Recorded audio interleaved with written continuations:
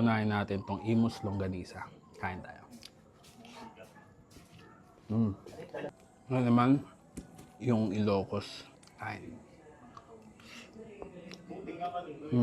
Another day at another food trip lang tayo mga box. And actually, ito nga yung kaduktong na vlog natin last time when we try yung authentic Ilocos Longganisa ng Macarias Kitchen. Kasi nga dahil tayo ay taga-Imus at alam natin na ang Imus ay merong own version din ng Longganisa, ay naisipan kong i-compare ang Imus Longganisa sa Longganisa ng Ilocos. And disclaimer lang mga box, sobrang daming nagawa ng authentic Longganisa dito sa Imus ha. At etong nabilan ko is tingin ko ay isa sa pinaka-accessible that time kasi nga gabi na ako bumili at sarado na rin ang palengke dahil nga biglaan ko lang naisipan tong content na to. And yes, now we are going to try yung Lola Maria's authentic Imus Longganisa na available for pickup and delivery.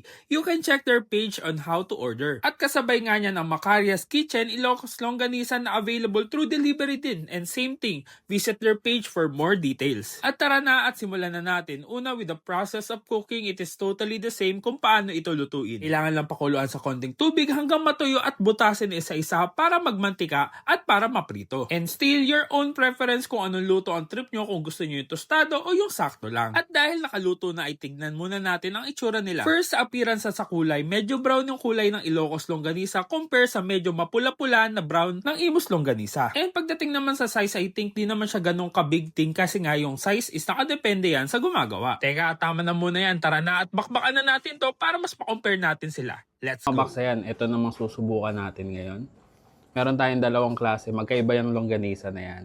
So ito yung tinikman natin ng nakaraan na Macarias Ilocos Longganisa. Tapos ito naman is bumili naman ako nitong Imus Longganisa. So pagkumparahin natin kung ano yung pinagkaiba ng dalawang longganisa.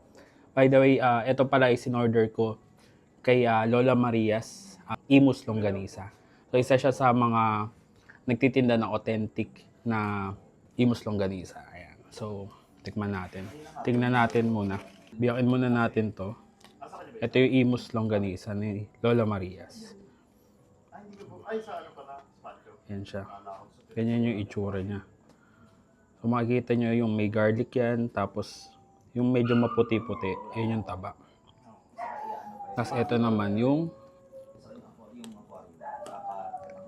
Macarias na Ilocos Longganisa. Ayan. So sa kulay medyo mapula-pula to. Ito sa Ilocos is medyo ma-brown siya. Which is parang pure talaga na meat yung ginamit. Ayan. Tapos ganun din may bawang, tapos may konting taba. Ngayon, tikman na natin. Unahin natin tong Imus Longganisa. Kain tayo.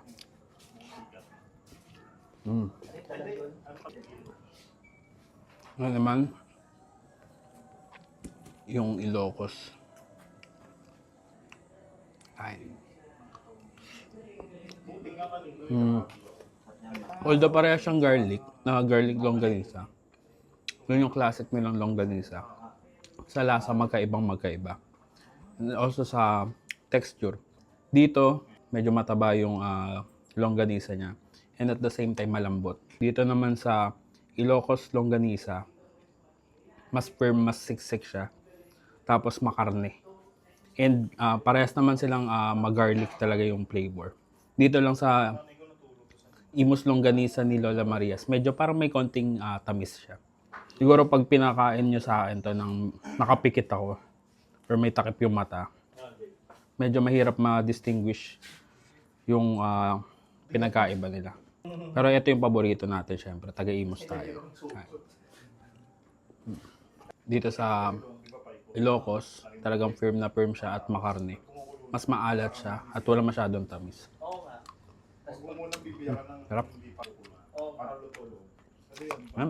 Yun lang naman yung reaction ko doon sa dalawang magkaibang longganisa. Kasi first time ko nga makatikim nitong Ilocos longganisa. At halos parehas lang. Konting-konti lang yung difference na at parehas masarap. Paano? Busing ko na to. Kuha lang ako ng kanin and kita-kits sa susunod kong dadayuin kung saan may masarap, mura at kakaibang kainan. And don't forget to eat, ride and grind.